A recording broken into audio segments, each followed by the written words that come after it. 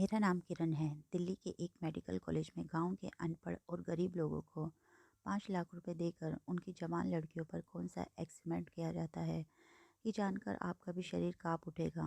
मेरा आज medical college में पहला दिन था और आज मैं बहुत खुश थी।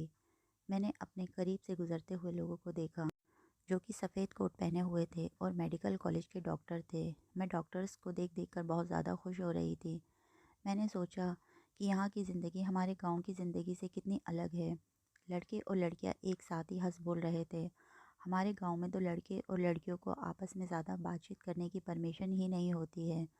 और यहाँ तो शहर में सब कुछ बिल्कुल अलग ही था। अपनी मर्ज़ी से जिसे चाहे बोल सकते थे और अपनी मर्ज़ी के हिसाब से ही कपड़े पहन सकते थे।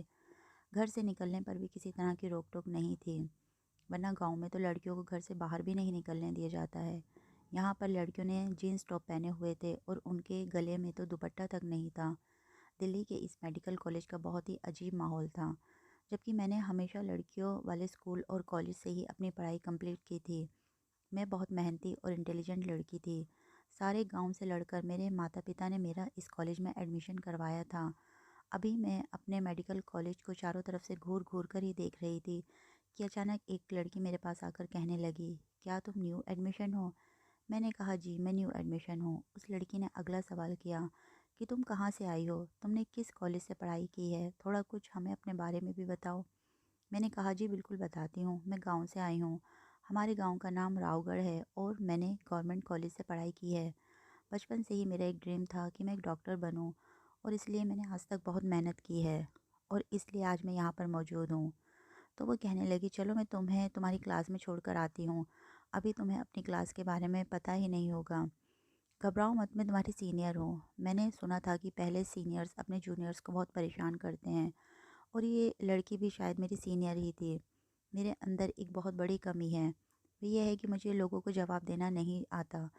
मैं लोगों की बड़ी से बड़ी बातें आसानी से सुन लेती हूँ और लोगों का सामना करने से भी डर जाती हूँ। अभी भी ऐसा ही हुआ। मैं उस लड़की से कहना चाहती थी कि मैं कहीं नहीं जाना चाहती, तुम यहाँ से जाओ, मगर मेरे मुंह से तो एक शब्द भी नहीं निकला था और वे लड़की मेरा हाथ पकड़कर मुझे ले जाने लगी और एक तरफ ले जाकर रुक गई और मेरी आंखों से आंसू आने लगे थे। मैंने हाथ छुड़ाना चाहा मगर उस लड़की ने और मजबूती से थाम लिया और आगे बढ़ने लगी। वह मुझे लेकर कैंटीन में आ गई थी। वहाँ देखा तो उसके ग्रुप के और भी लोग वहाँ बैठे हुए थे। वे 3 लोग थे जिसमें एक लड़की थी और 2 लड़के थे। डर की वजह से मैंने रोना शुरू कर दिया था। वे लोग मुझे देखकर हंसने लगे और वे लड़की जो मुझे यहाँ पर लेकर आई थी वे कहने लगी, चलो जल्दी से अपने पर्स से पैसे निकालो और हम सबको पिज़्ज़ा और कोल्ड ड्रिंक पिलाओ। मैंने कहा, देखो मेरे पास इतने पैसे नहीं हैं, मैं गांव से आई हूँ और एक गरीब लड़की हूँ, प्लीज़ मुझे जाने दो, तंग मत करो। लेकिन उस लड़की ने ज़बरदस्ती आगे बढ़कर मेरे हाथ से पर्स छीन लिया और इससे पहले वे मेरे पर्स को खोलने की कोशिश करती, अचानक ही किसी ने आकर उस लड़की से मेरा मेरा पर्स छीन लिया और मुझे वापस दे दिया।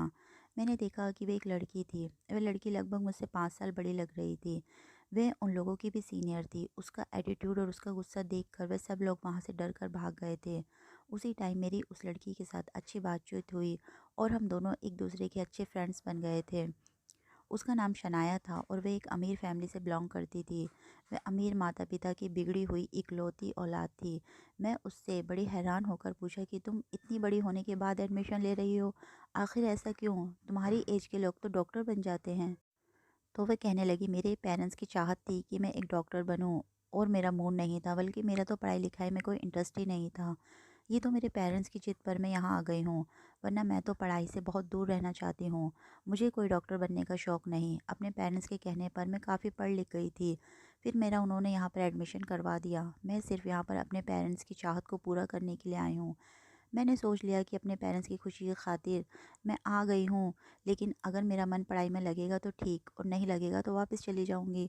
वहाँ के सारे लोग उससे इम्प्रेस होते थे। उसका ड्रेसिंग स्टाइल और बोलने का स्टाइल इतना अच्छा होता था कि सारे लोग उसे देखते ही रह जाते थे और वे देखने में भी बहुत प्यारी थी। उसने कॉलेज में आते ही काफ़ी सीनियर्स के साथ फ्रेंडशिप कर ली थी, लेकिन मेरी उसके अलावा कोई और फ्रेंड नहीं थी। हम दोनों ने हॉस्टल में एक ही रूम लिया था और हम दोनों एक साथ ही कॉलेज जाते थे। मुझे कभी कभी उसकी हरकतें बड़ी अजीब सी लगती थी। ऐसा लगता था कि वे छुपा कर कोई काम करती है। एक दिन मैंने ही जानने की कोशिश की और चोरी चुपके उसे देख लिया तो वो सिगरेट पी रही थी। मैं उसे देखकर दंग रह गई थी। माना कि मेडिकल कॉलेज का माहौल इतना साफ सुथरा नहीं होता, वहाँ से बहुत सी बुराइयां जन्म लेती हैं, मगर मैं अपनी फ्रेंड की जान को ख़तरा नहीं होने दे सकती थी और उसको दलदल में नहीं जाने दे सकती थी। मैंने उससे कहा कि अगर तुम गलत चक्कर में पड़ी तो मैं तुमसे फ्रेंडशिप ख़त्म कर लूँगी। मेरे समझाने पर शनाया कहने लगी, मैंने तो सीनियर से ही सिगरेट लिया था। वे कह रहे थे कि अगर तुम हमारी फ्रेंड रहना चाहती हो तो तुम्हें सिगरेट पीना पड़ेगा और वे सारे काम करने पड़ेंगे जो हम करते हैं। और तुम कह रही हो कि मैं सिगरेट छोड़ दूँ, तो चलो मैं तुम्हारे सामने नहीं पीऊँगी। मैं दिन रात अपनी पढ़ाई दिल लगाकर करती रहती थी, मगर शनाया सारा दिन इधर-उधर घूमती रहती थी। उसका पढ़ाई में तो बिल्कुल भी मन नहीं था। उसने यहाँ के डॉक्टर के साथ भी फ्रेंडशिप की हुई थी, जबकि मेरी तो आज तक किसी से बोलने तक की हिम्मत नहीं हुई थी। पहले एग्ज़ाम हुए तो कुछ दिनों की छुट्टियाँ आ गई थी। मैं अपने गाँव में छुट्टियाँ गुज़ारने के लिए चली गई थी। जब मैं घर गई तो मैंने अपने पेरेंट्स को कुछ परेशान देखा था। मैंने पूछा, क्या हुआ है? मेरे पिताजी कहने लगे, बेटी, तुम्हें अपने कॉलेज में कहीं पर सुहानी नज़र आई है? सुहानी हमारे गांव के सबसे गरीब आदमी शंभू अंकल की बेटी थी। वे 16 साल की थी। मैंने अपने पिताजी से बड़ी हैरानी से पूछा, वे लड़की भला मुझे मेरे कॉलेज में क्यों नज़र आएगी पिताजी? उस लड़की का भला वहाँ पर क्या काम है? पिताजी कहने लगे, बेटी तुम्हें क्या बताऊँ, बहुत बुरा हुआ है। मेडिकल कॉलेज के कुछ लोग आए थे, उन्होंने शंभू को बहुत सारे पैसे दिए थे और कहने लगे, हम तुम्हारी बेटी के साथ कुछ एक्सपेरिमेंट करना चाहते हैं और 5 दिन बाद तुम्हारी बेटी को वापस भेज देंगे। राजू ने लालच में आकर उन लोगों से पैसे ले लिए और अपनी बेटी को उन लोगों के हवाले कर दिया। आज 7 दिन हो गए हैं और अभी तक वे सुहानी को लेकर नहीं आए हैं। ये सुनकर तो मैं भी परेशानी में पड़ गई थी और मैंने अपने पिताजी से कहा, पिताजी, मेरे हिसाब से तो शंभू अंकल को अपनी बेटी को उन लोगों के हवाले नहीं करना चाहिए था। आखिरकार कोई पिता पैसों के लालच में आकर अपनी बेटी को किसी के हवाले कैसे कर सकता है?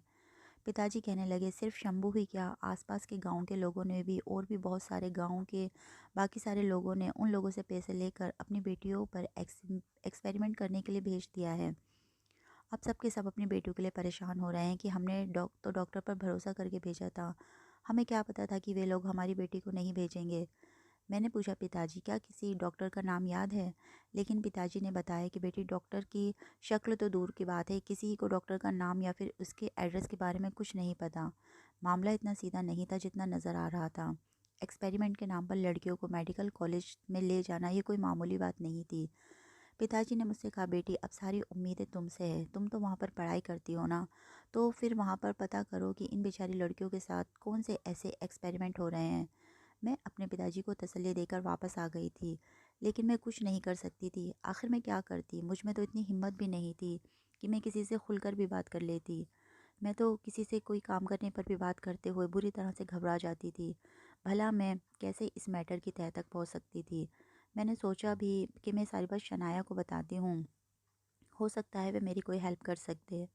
उसके तो सारे डॉक्टर्स और काफ़ी लोगों के साथ अच्छी पहचान थी, वे तो किसी से भी पता कर सकती थी। मैंने शयाना को सारी बात बताई और उसे हेल्प के लिए रिक्वेस्ट की। हमें क्लास लेने के बाद अस्पताल जाते थे। मुझे उम्मीद थी कि वहाँ जाकर कुछ ना कुछ पता चल ही जाएगा। अगले दिन जब हम क्लास लेने के बाद अस्पताल आ गए तो मैंने अपने हिसाब से सारे हॉस्पिटल को अच्छी तरह से देख लिया था, मगर मुझे सुहानी और बाकी कोई भी लड़की नज़र नहीं आई थी। मैंने शनाया से पूछा, मगर उसने भी यही कहा कि मैंने एक दो डॉक्टर से पूछा है, उन्होंने यही बताया कि यहाँ एक्सपेरिमेंट के लिए ऐसी कोई लड़कियाँ नहीं लाई गई हैं, वह कोई और अस्पताल होगा। मुझे भी यही लग रहा था, वह यहाँ नहीं है, किसी और अस्पताल में होगी। अभी तो गांव जाने में काफ़ी टाइम बाकी था। मुझे आजकल शनाया के रंग ढंग बिल्कुल भी ठीक नहीं लग रहे थे। कभी कभी रात को मेरी आँख खुल जाती थी तो वह मुझे अपने बिस्तर पर नज़र नहीं आती थी। क्लास टाइम पर भी वह अपनी सीट पर नहीं होती थी। न जाने वे कहाँ गायब हो जाती थी। एक दिन मैंने उसी से किसी से फ़ोन पर बात करते हुए सुना था। वे मेरे बारे में कह रही थी, अरे वे तो बड़ी बेवकूफ़ सी लड़की है, उसे तो मेरी हरकतों पर क्या शक हो सकता है। वैसे भी वे अपने काम से काम रखने वाली लड़की है। शनाया ये बात नहीं जानती थी कि मैं उसकी बातें सुन रही हूँ और उसे ये भी पता था कि मैं लोगों के मैटर में नहीं पड़ती हूँ और अपने काम से काम रखती हूँ। लेकिन उसके बावजूद भी मैं अपने इर्द गिर्द गलत होने वाले कामों से सावधान रहती हूँ और इस बात का ध्यान रखती हूँ कि कौन क्या कर रहा है। ये अलग बात है कि मैं ज़्यादा किसी से बात नहीं करती और ख़ामोश रहती हूँ। मुझे बड़ी हैरत हुई थी कि आखिर ऐसी कौन सी हरकतें हैं भला जिनके बारे में शनाया मुझसे छुपा रही है। मैंने अब शनाया पर नज़र रखना शुरू कर दी थी। वे एक लापरवाह किस्म की लड़की थी जो मेडिकल कॉलेज में सिर्फ ऐशो आराम करने और टाइम पास करने के लिए आई थी। लेकिन जो बातें शनाया मेरे बारे में फ़ोन पर कर रही थी, उन्हें सुनने के बाद मेरा बहुत दिल दुखा था। क्योंकि मैं उसे अपनी अच्छी फ्रेंड समझती थी, लेकिन वह मुझसे कुछ ना कुछ ज़रूर छुपा रही थी। शनाया छुट्टियों में अपने घर भी नहीं गई थी और ना ही एक बार भी उसके पेरेंट्स उसे यहाँ मिलने के लिए आए थे। और चौंकाने वाली बात तो ये थी कि उसे पढ़ने लिखने का शौक ही नहीं था। एक दिन मैंने उसे अस्पताल के एक बड़े डॉक्टर के साथ कैबिन में बैठकर कॉफ़ी पीते हुए देखा था। ये देखकर मैं चौंक गई थी। वे डॉक्टर सर्जन थे और बड़े ही एटीट्यूड वाले थे, मगर इस तरह से शनाया के साथ उनको हंसी मजाक करते हुए देखकर बड़ी हैरत हो रही थी। मैं अपनी पढ़ाई पर बहुत ध्यान दे रही थी और आधा साल गुजर गया था, लेकिन अभी तक पता नहीं चला था कि वे लड़कियां कहाँ पर हैं। कुछ दिनों की बात थी। हम लोग अस्पताल में थे। कॉरिडोर से गुजरते हुए टाइम अचानक एक पेशेंट के चेहरे से चादर उड़ गई। उसे स्ट्रेचर पर ले जाया जा रहा था। उसका चेहरा देखते ही मेरे पैरों तले से ज़मीन निकल गई थी। वे और कोई नहीं बल्कि सुहानी ही थी। वह यहाँ पर क्या कर रही थी और इस स्ट्रेचर पर उसे देखकर तो मेरा दिमाग घूम गया था। इसका मतलब कि मेरे पिताजी बिल्कुल सच कह रहे थे। उसे यहाँ पर और इस हालत में देखकर मेरे होश उड़ गए थे। मैं जब होश में आई और पीछे मुड़ी तो ना जाने वे स्ट्रेचर उसे लेकर कहाँ चला गया था। मैं भागकर उसकी तरफ भागी थी और मुड़ मुड़ कर चारों तरफ देख रही थी, मगर इतनी देर में वे उसे लिफ्ट में लेकर जा चुके थे। लिफ्ट पर 4th फ्लोर लिखा आ रहा था। मैं इंतज़ार नहीं कर सकती थी, इसलिए सीढ़ियों से भागते भागते ऊपर की तरफ चली गई थी। 4th फ्लोर पर तो इमरजेंसी वार्ड है और वे काफ़ी बड़ा वार्ड था। मैंने ऊपर जाकर इधर उधर देखा तो मुझे कोई नज़र नहीं आया। न जाने वह वार्ड बॉय उस स्ट्रेचर पर लिटाकर कहाँ लेकर गया था। मैं इधर उधर देख रही थी कि तभी अचानक वार्ड से मुझे शनाया निकलती हुई नज़र आई थी। मैंने उसे घूरते हुए देखा और उससे पूछा कि तुम यहाँ पर क्या कर रही हो। वे कहने लगी, मुझे डॉक्टर जतिन से कुछ काम था इसलिए यहाँ पर आई थी। तुम बताओ, तुम यहाँ पर क्या कर रही हो। यहाँ पर मैंने जोश में आकर उससे कहा कि अभी मैंने गांव की लड़की सुहाना को यहाँ पर स्टेशन पर लाते हुए देखा है। वे स्टेशन पर बेहोश लेटी हुई थी और पता नहीं उसे किस वार्ड में ले जाया गया है।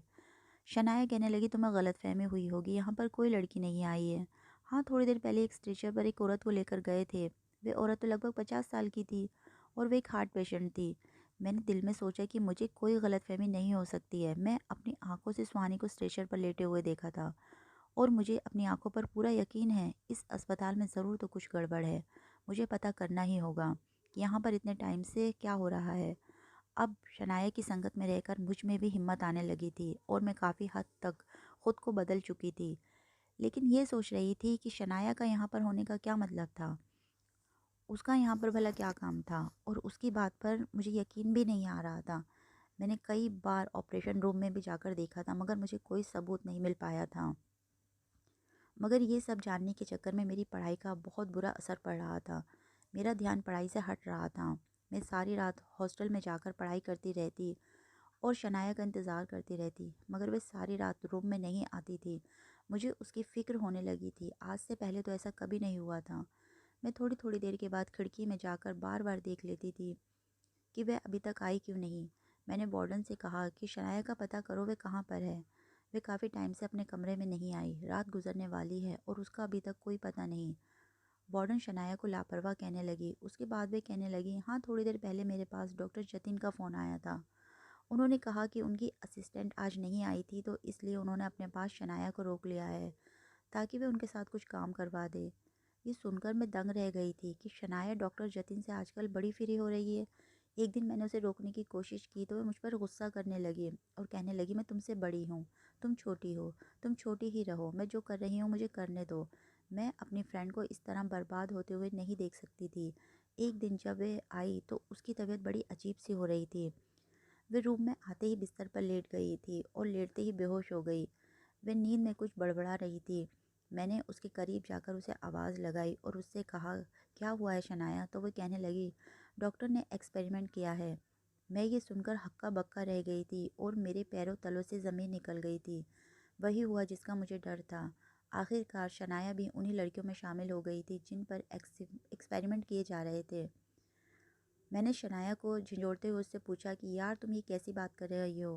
कैसा एक्सपेरिमेंट, क्या हुआ है, डॉक्टर ने कैसा एक्सपेरिमेंट किया है बताओ। वे मेरी बात का कोई जवाब नहीं दे रही थी, बल्कि वह तो गहरी नींद में जा चुकी थी। मैं बहुत डर गई थी कि आखिर ये सब क्या हो रहा है। पहले मेरी गांव की लड़कियां और अब शनाया की ये सारी रात तबीयत खराब रही थी। वह ठंड की वजह से बुरी तरह से काँप रही थी। उसको तेज़ बुखार भी हो रहा था। न जाने कैसा एक्सपेरिमेंट किया गया था। मैंने शनाया को ब्लैंकेट उड़ा दिया। कभी मैं उसके सर पर पानी की पट्टियाँ कर रही थी, तो कभी मैं उसका टेम्परेचर चेक करती रही। सुबह के टाइम जाकर उसकी तबीयत थोड़ी बेहतर हुई थी। मैं कॉलेज चली गई थी। आज मैं कॉलेज से अस्पताल जाने की बजाय सीधा हॉस्टल आ गई थी। मेरा ख्याल था कि शनाया आराम कर रही होगी, मगर ये देखकर मेरा दिल रुक गया था। जब मैंने देखा रूम तो खाली है, कमरे में शनाया नहीं है। मैंने वार्डन से पूछा तो वह कहने लगी वह तो कॉलेज चली गई है। मैंने हैरानी से सोचा कि वह तो कॉलेज आई ही नहीं है, फिर वह कहाँ चली गई। फिर एकदम मुझे याद आया कि शनाया ज़रूर अस्पताल गई होगी। मैं जल्दी से अस्पताल की तरफ भागी। मेरा शक बिल्कुल ठीक निकला था। मेरी एक नर्स से बात हुई तो उसने बताया कि शनाया डॉक्टर जतिन के साथ है। क्या डॉक्टर जतिन ने शनाया पर कोई एक्सपेरिमेंट किया था? ज़रूर ऐसा ही होगा कि अब शनाया ज़रूर डॉक्टर से बदला लेने के लिए पहुंच गई होगी, क्योंकि वह अपने साथ कुछ गलत नहीं होने देगी। मैं अभी ऑपरेशन थिएटर से थोड़ी दूर ही थी कि वे सामने से मुझे आती हुई दिखाई दी। उसके साथ डॉक्टर जतिन भी मौजूद थे।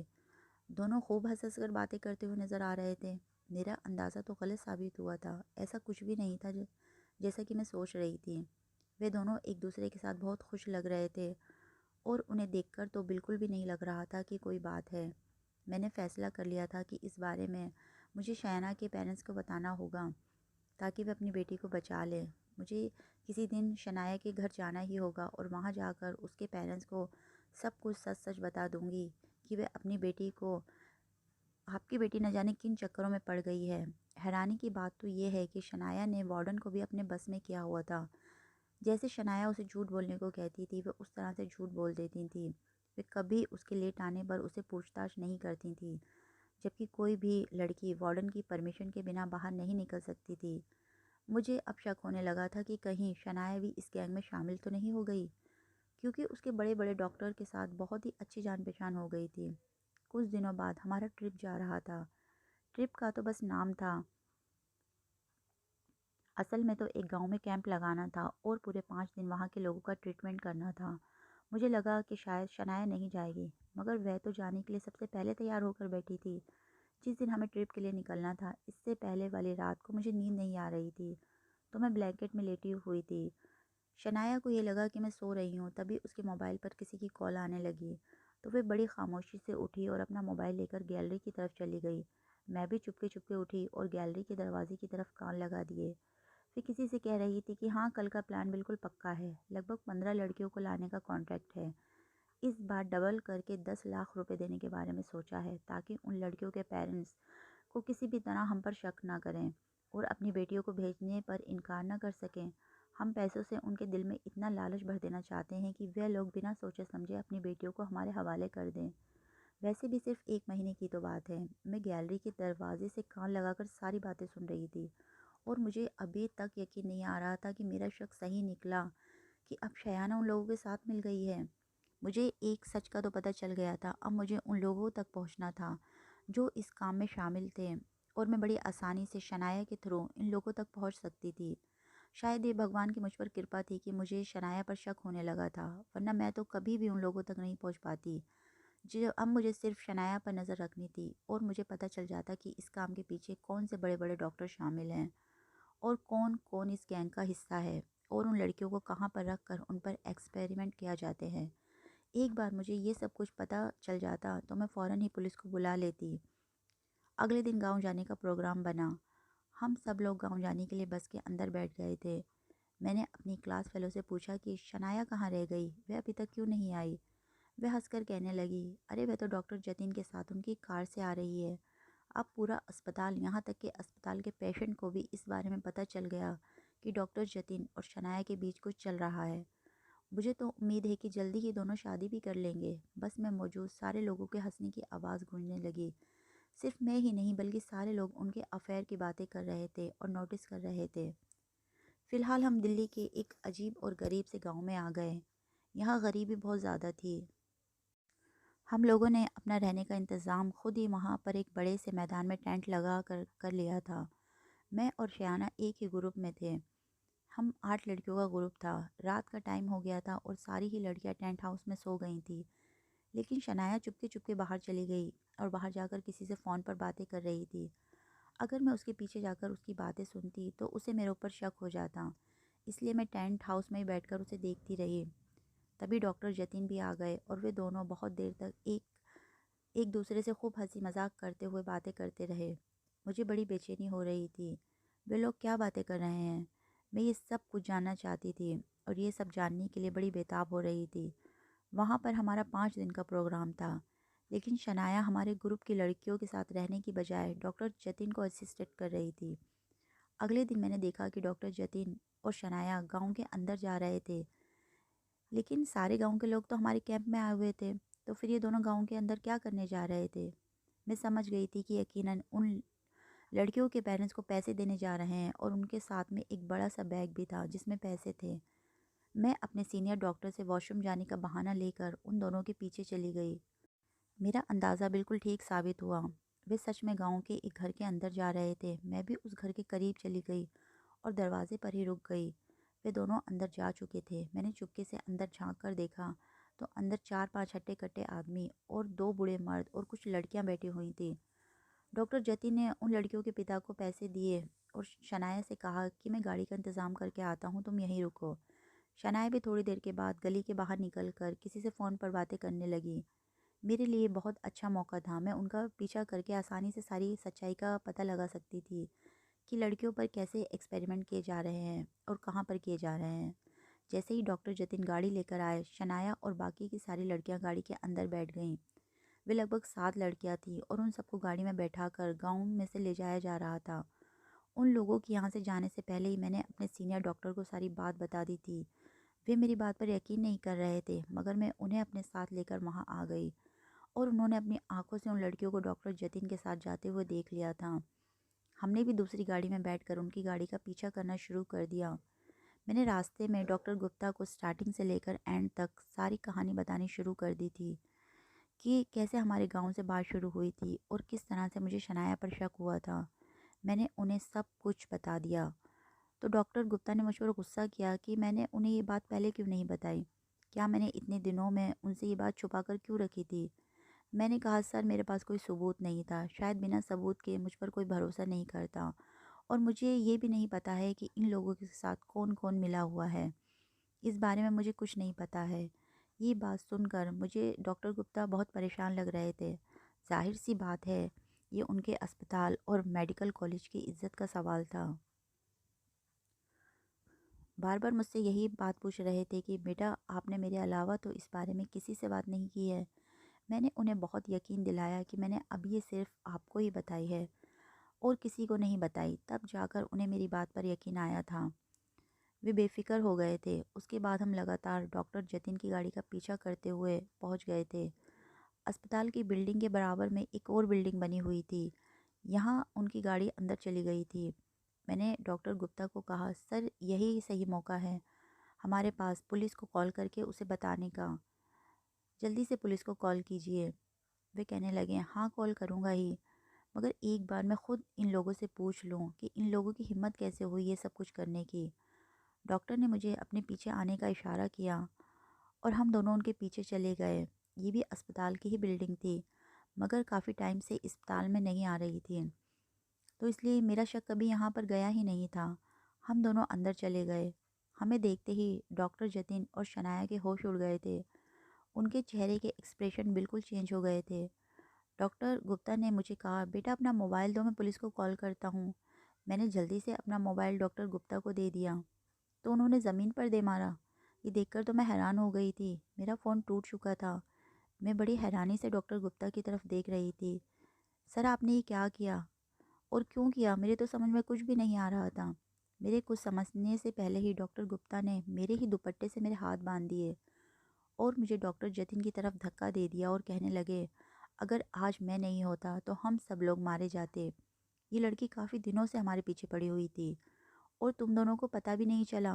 उन्होंने शनाया की तरफ देखते हुए कहा कि यार तुम तो इस लड़की के साथ एक ही कमरे में रहती थी, तुम्हें तो इसके बारे में पता होना चाहिए था कि ये लड़की हम लोगों के पीछे सबूत इकट्ठा करने में लगी हुई है। ये सुनकर तो हैरत के मारे उन लोगों को देखते ही रह गई थी। मैंने कहा, सर आप भी इन लोगों के साथ मिले हुए हैं और आप भी इस काम में शामिल हैं? डॉक्टर गुप्ता हंसते हुए कहने लगे, हाँ मैं भी इस काम में शामिल हूँ। तुम्हें बड़ा शौक था ना सब कुछ जानने का। चलो मैं तुम्हें बताता हूँ कि ये यहाँ पर सब कुछ क्या चल रहा है। सच ये है कि हमने अपने अस्पताल को बहुत आगे पहुँचाना चाहते हैं। उसे एक ब्रांड बनाना चाहते हैं कि हर जगह हमारे ही अस्पताल का नाम चले। हमारा अस्पताल इतना ज़्यादा फेमस हो जाए कि लोग ज़्यादा से ज़्यादा तादाद में हमारे पास आएँ। हम एक ख़ास तरह के वायरस की जानकारी पर रिसर्च कर रहे थे। जब हमें पता हुआ कि गाँव के लोगों और ख़ासकर लड़कियों में इस वायरस के ख़िलाफ़ इम्यूनिटी पाई गई है, जवान लड़कियों के शरीर के अंदर अगर ये वायरस बीमारी नहीं फैला रहा था, तो हम इस वायरस को लड़कियों के शरीर में ऑब्जर्व करके इस वायरस का एंटीडोट बना रहे थे। हम इस वायरस का एंटीडोट सबसे पहले मार्केट में एक्सपोज करना चाहते थे, जो सिर्फ जवान लड़कियों पर ही एक्सपेरिमेंट करके बन सकता था। वे लड़कियां गांव की सेहतमंद लड़कियां थीं और देसी घी और इस तरह का असली खाना खाती थीं, इसलिए उन पर वायरस का असर नहीं हो रहा था। मगर इसके अलावा एक और ख़ास बात पता चली कि इस वायरस को उनके शरीर में जाने से उनके शरीर में प्लेटलेट्स की क्वांटिटी ज़्यादा बढ़ने लगी थी। हम उन प्लेटलेट्स से ही वायरस के ख़िलाफ़ एंटीडोट बना रहे थे और बस जल्दी ही अपनी इस कोशिश में सक्सेसफुल हो जाएंगे। एक और वजह भी सुनो। एक दूसरे देश की दवाई बनाने वाली कंपनी ने हमें एक ऐसी दवाई बनाने के लिए कहा जिसे लड़कियां खाकर अपनी उम्र से ज़्यादा बढ़ने लगने लगेंगी। उनकी हेल्थ हाइट में बढ़ावा हो जाएगा और वे टाइम से पहले ही बड़ी हो जाएंगी। अब जाहिर सी बात है कि दवाई बनाने के लिए दवाई का तजुर्बा भी बहुत ज़रूरी है और इसका कोई साइड इफ़ेक्ट तो नहीं होगा। ये दवाई कामयाब भी होगी या नहीं। हमें जवान लड़कियां चाहिए थी जिन पर एक्सपेरिमेंट किया जा सके, वह भी अच्छी सेहतमंद लड़कियां, और वे सिर्फ गांव से ही मिल सकती थी। शहर में तो लड़कियों में जान ही नहीं होती, दुबली पतली होती हैं, डाइटिंग करके अपने आप को फिट रखती हैं। अगर शहर में गांव जैसी लड़कियां मौजूद होती तो हमें इतने पैसे वेस्ट ना करने पड़ते। यह ये तो हो गई दो वजह। अब तीसरी वजह भी सुनो। हम बिना मर्द के ही किसी भी औरत को प्रेग्नेंट करने के तरीकों पर भी एक्सपेरिमेंट कर रहे हैं। अब इसके लिए भी हमें सेहतमंद लड़कियां ही चाहिए थी। अगर तुम चाहो तो अपनी ज़बान बंद रख के हमारे ग्रुप में शामिल हो सकती हो, जिसके तुम्हें बहुत सारे पैसे मिलेंगे। शनाया से ही कुछ सीख लो। शैना इस सारे मैटर में खामोश खड़ी हुई थी, तमाशा देख रही थी। मैं ये सब कुछ अपने कानों से सुनकर शॉक्ड रह गई थी। ये लोग जवान लड़कियों का कितना गलत फ़ायदा उठा रहे थे। लोग इन डॉक्टर को अपना मसीहा मानते हैं, लेकिन ये लोग अपना पैसा कमाने के लिए इस हद तक भी गिर सकते हैं। इससे पहले मैं कुछ कहती, अचानक से बाहर पुलिस के सायरन की आवाज़ आने लगी। डॉक्टर गुप्ता ने घबराकर मेरे मुंह पर थप्पड़ मार दिया और कहने लगे, तुमने बुलाया है पुलिस को, बदतमीज़ लड़की। तभी अचानक आवाज़ आई कि मैंने बुलाया है। पुलिस को जवाब शनाया की तरफ से आया था। हम सब लोग उसकी तरफ देखकर चौंक गए थे। तभी उसने अपने कपड़ों से छोटी सी गन निकाली और डॉक्टर गुप्ता पर तान दी। ये देखकर तो डॉक्टर गुप्ता के मुंह से निकला, कौन हो तुम? और उनके चेहरे पर पसीना आने लगा था। शनाया के होठों पर मुस्कुराहट फैल गई थी। शनाया कहने लगी, I am Sheetal from crime branch. बहुत टाइम से ही हमें खुफिया शिकायत मिल रही थी कि यहाँ पर इस अस्पताल में कुछ गलत हो रहा है। फिर मुझे स्टूडेंट बनकर यहाँ पर आना पड़ा। मैंने अपनी समझदारी और दिमाग से बहुत जल्दी आप लोगों की नज़र में अपना मकाम बना लिया था और आप लोगों पर भरोसा दिलाया था कि मैं आपका साथ देने के लिए एक अच्छी और भरोसेमंद लड़की हूँ। इसलिए तो आप लोगों ने मुझे अपने ग्रुप में शामिल कर लिया। मुझे बस आज के दिन का इंतज़ार था और मैं छापा मार कर तुम लोगों को रंगे हाथों पकड़ना चाहती थी और इस तरह इस जगह का पता भी करना चाह रही थी कि किस जगह पर तुम सब लड़कियों को रखते हो। शनाया ने मेरे हाथ खोले और बोली, मुझे आज पता चला कि तुम तो बहुत बहादुर हो। इतनी देर में ही सारे पुलिस वाले अंदर आ गए थे और उन लोगों ने छापा मार कर लड़कियों को बाहर निकाल दिया था और साथ ही इन दोनों डॉक्टर को भी अरेस्ट कर लिया था। मुझे ये सब देखकर बड़ी खुशी हुई थी और वे दोनों काफ़ी लंबे टाइम के लिए जेल में अपनी सज़ा काटने के लिए चले गए थे। उन्हें बहुत कड़ी से कड़ी सज़ा होने वाली थी। जो लड़कियां मेरे गांव की थीं उन्हें मैं अपने साथ गांव लेकर चली गई थी और बाकियों को उनके पेरेंट्स के हवाले कर दिया गया था। शनाया ने बड़ी बहादुरी से उन लोगों को पकड़ लिया था और उन सारी लड़कियों के पेरेंट्स को बुलाकर उन्हें अच्छी तरह से समझा दिया था कि अगर आज के बाद उन्होंने पैसों के लिए अपनी बेटियों को किसी के हवाले किया तो अगली बार वह उनको अरेस्ट कर लेगी। असली कसूरवार तो उनके पेरेंट्स थे जो पैसे लेकर उन पर भरोसा किए बैठे थे और उनकी झूठी सच्ची बातों में आ गए थे। वे जाते हुए मुझसे मिलकर गई थी और उसने मुझसे वादा किया था कि वह हमेशा मेरे कांटेक्ट में रहेगी और हमारी दोस्ती कभी ख़त्म नहीं होगी। मैं तो अपनी सच्चाई और ईमानदारी की वजह से एक अच्छी डॉक्टर बन गई हूँ, लेकिन शीतल यानी शनाया, उसे मैं आज भी मिस करती हूँ। हम दोनों की दोस्ती पहले से भी ज़्यादा गहरी हो गई। मैं अगर किसी मुसीबत में होती हूँ तो शनाया मेरा बहुत साथ देती है। अब हमारी लाइफ में सब कुछ बिल्कुल ठीक चल रहा है। मैं अपनी ज़िंदगी में बहुत खुश हूँ क्योंकि मैं एक काबिल और बहुत अच्छी डॉक्टर बन गई हूँ। लेकिन शीतल यानी शनाया, उसे मैं आज भी मिस करती हूँ। हम दोनों की दोस्ती पहले से ज़्यादा गहरी हो गई है। अगर मैं किसी मुसीबत में होती हूँ तो शनाया मेरा बहुत साथ देती है। अब हमारी लाइफ में सब कुछ ठीक चल रहा है। मैं अपनी ज़िंदगी में बहुत खुश हूँ। मैं एक काबिल और बहुत अच्छी डॉक्टर बन गई हूँ। दोस्तों, उम्मीद करती हूँ आपको हमारी कहानी पसंद आई होगी। कहानी पसंद आई हो तो वीडियो को लाइक करें और चैनल पर नए हैं तो चैनल को सब्सक्राइब करें। और हाँ, नोटिफिकेशन बेल को ज़रूर दबाएं ताकि अगली अपडेट आपको सबसे पहले मिले।